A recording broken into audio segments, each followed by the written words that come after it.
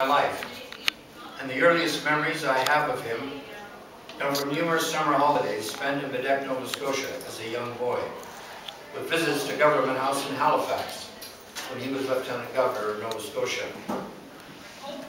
My grandparents' Bedeck home was nestled on a 2-acre plot of land overlooking the scenic Bredor Lake, the same expanse of water from where my grandfather made the first flight in Canada and the British Commonwealth on February 23rd, 1909, in a plane he designed and built called the Silver Dart. I would like to repeat how J.E.D. McCurdy described that historic moment, February 23rd, 1909, in his own words. The whole scene is still very vivid to me. It was a brilliant day in more ways than one. The sun was glaring down on the ice of Lake Bredor, which is near Bedeck. The town had turned out in a festive mood, done up in muffler and heavy fur hats. The town, by the way, consisted largely of very doubtful Scotsmen. Most of them were mounted on skates, the kind you strap to your feet. They didn't say much, just came to wait and see. The aeroplane was surrounded by people. During the early afternoon, it was wheeled into place. The propeller was cranked, and with a cough, the motor snorted into life. I climbed into the pilot's seat. With an extra snort from the motor, we scooted off down the ice. Behind came a crowd of small boys and men on their skates, most of them still doubtful that I would fly. With a lurch and a mighty straining of wires, we were in the air. It was amusing to look back and watch the skaters. They seemed to be going in every direction, bumping into each other in their excitement at seeing a man actually fly. In taking off, I had to clear one old Scot, so doubtful I would fly, that he had started off across the ice with his horse and sleigh. I think they both had the daylight scared out of them. I traveled 3/4 of a mile at a height of about 30 feet before coming to the surface of the ice. I will say the doubting ones overcame their feelings in short order. What my grandfather recalls most about the flight were the highly skeptical villagers who had come to see what would happen and had predicted disaster, and the excitement on the face of Alexander Graham Bell. Everyone was thrilled by what they had just witnessed and urged my grandfather to go up again. He said it was if he had had about 2 or 3 shots of whiskey. He immediately wanted to go for another flight. However, recognizing the importance of what had just taken place, Dr. Bell said, "What we have seen just now may well prove to be one of the really important pages in history. Douglas, you can fire again tomorrow if you like, but that's all for today." Following this remarkable achievement, the next day my grandfather flew the Silver Dart 4.5 miles, and the day after that, an astonishing 20 miles. How then did Alexander Graham Bell and J.E.D. McCurdy meet? And how did the two families become so entwined? Bell came to Nova Scotia in 1885 to escape the oppressive summer heat and humidity of Washington, D.C., and stumbled upon one of the scenic jewels of Canada, the picturesque hamlet of Bedeck, situated in the Bredor Lake in the heart of Cape Breton Island. The magnificent scenery, which reminded him of his native Scotland, immediately seduced him.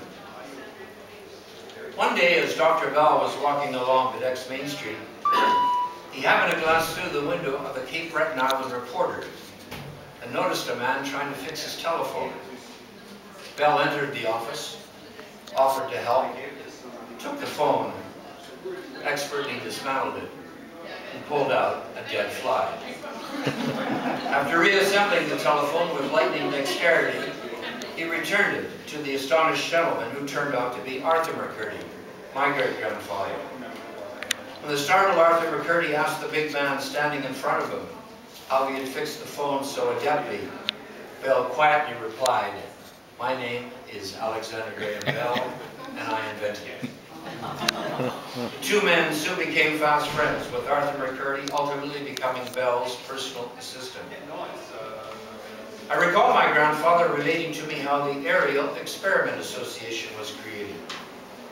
was on a windy, miserable night in September of 1907. And Dr. Bell, Casey Baldwin, and I were all in the big living room of Bendrea, the Bell's Bedeck home, warming our backs against the fireplace and talking over our kite flights of that day. Mrs. Bell came in with some hot coffee, watched the conversation for a few moments, and said, "Now, Alex, you have some pretty smart engineers here. They're as interested in flight as you are. Why don't we form an organization?" Thus, the Aerial Experiment Association was born on October the 1st, 1907. Members of the group called themselves associates and were 5 in number: Alexander Graham Bell, J.E.D. McCurdy, Casey Baldwin, Thomas Selfridge, and Glenn Curtis. The Aerial Experiment Association was formed with one purpose in mind: to get a man into the air. One of the most notable and lasting achievements of the ADA was the development of the aileron. Ailerons are used to generate a rolling motion for an aircraft and are small hinged sections on the outward portion of a wing, which allows the plane to bank to the left or to the right. In a 1949 CBC interview from Government House, my grandfather said of the aileron, "This is the system used universally to this day, and I consider it to be Canada's outstanding contribution to aircraft development." Incredibly, here we are over a century later. The aileron is still used on aircraft worldwide. In an attempt to demonstrate the maneuverability of an airplane through the use of ailerons, McCurdy made the first figure 8 in the world on August 29th, 1908. J.E.D. McCurdy was a true visionary of his time.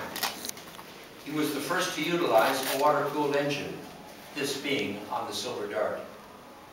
Whilst demonstrating the potential of the airplane in front of the military in Petawawa in August of 1909, he took Casey Baldwin on August the 2nd as Canada's first passenger.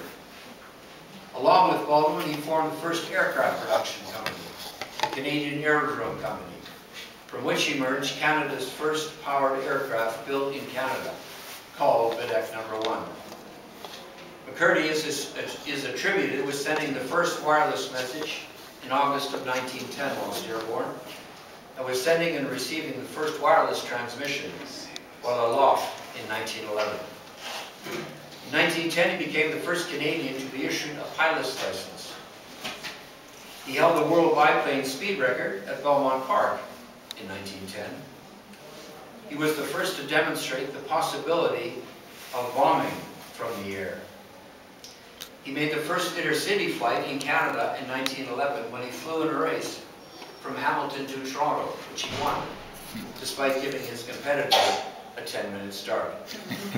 He contributed enormously to the development of the aileron, the tricycle landing gear, and pontoons, the latter helping to transform Canada's vast hinterland of lakes into thousands of landing places, thereby opening up Canada's immense wilderness. He flew the world's first flying boat on Bedeck Bay on June the 1st, 1910, and made the first oceanic flight from Florida to Cuba on January the 30th, 1911.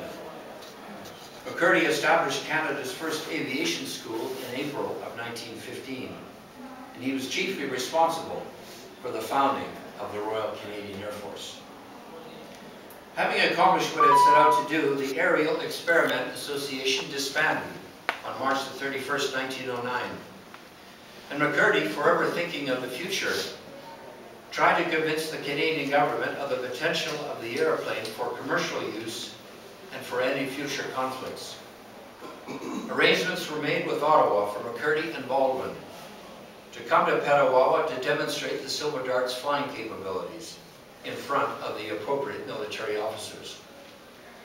I recall my grandfather saying that he made 5 flights, all without incident, in August of 1909, except for the last one, when he came in to land and his wheels bumped on a sandy knoll, flipping the Silver Dart over on her nose and demolishing it.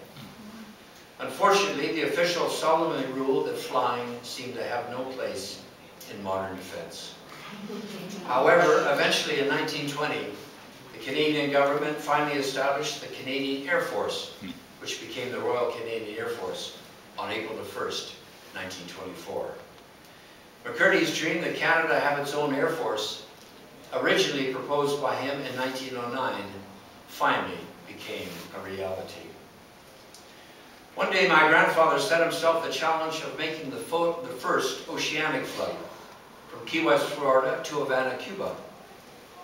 McCurdy set off into a light breeze at 7:02 a.m. on January the 30th, 1911. To help guide him, he had 6 American destroyers, evenly spaced between Florida and Cuba, using the smoke from the funnels for navigation, as well as a means of rescue from the shark-infested waters, should he come down. With Havana about a mile ahead, and excited Cubans on the waterfront and docks awaiting his imminent arrival, engine trouble forced him to glide to a gentle landing on the ocean. Always a cautious man, my grandfather had fitted his biplanes with 2 pontoons, another first, in the event he was forced to ditch. Nevertheless, the Cubans were so impressed by my grandfather's courage and flying skills that President Gomez held a state banquet to honor McCurdy. In recognition of his inspiring flight, it was announced that he would be awarded $18,000 in prize money. McCurdy was duly handed an envelope by President Gomez. But my grandfather, in deference to his hosts, didn't open the envelope until he reached the privacy of the American ambassador's private box. Then, when he broke the presidential seal, he found nothing but a few torn up newspaper clippings. During the Second World War, as Deputy Director of Aircraft Production, McCurdy utilized his experience gleaned from World War I to act as one of the advisors to help the Commonwealth governments set up the British Commonwealth Air Training Plan. This plan remains the single largest aviation training program in history and was responsible for graduating 131,553 pilots, navigators, bomb aimers, gunners, wireless operators, and flight engineers for the Commonwealth Air Forces during the Second World War.